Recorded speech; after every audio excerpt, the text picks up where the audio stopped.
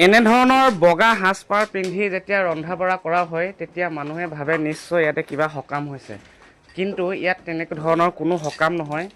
আমাৰ জিমচয়াৰ কিছুমান মানে ট্ৰেডিশ্যনেল সকাম নিকামত যিবিলাক খাদ্য আমাৰ প্ৰস্তুত কৰা হয় তাৰে চব নহয়, মানে প্ৰতিটোৰে আইটেম এটা এটা ইয়াতে বনোৱা হৈছে। এইফালে দেখাই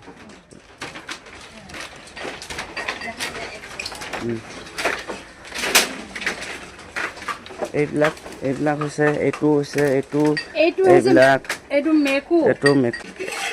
এইটো দালি, এইটো ভাত, এইবিলাক কচু, তাৰপিছত এইটো হৈছে কি, এইটো পিঠা, আৰু এইফালে হৈছে এইটো গাহৰি মাংস, এইফালেও গাহৰি মাংস, এয়া হৈছে ডাল শাক, আৰু কিছুমান বনাব আছে আৰু এইফালে হৈছে বইল মাছ, আৰু এইটো কি হয়, এইটো মাছ ফ্ৰাই।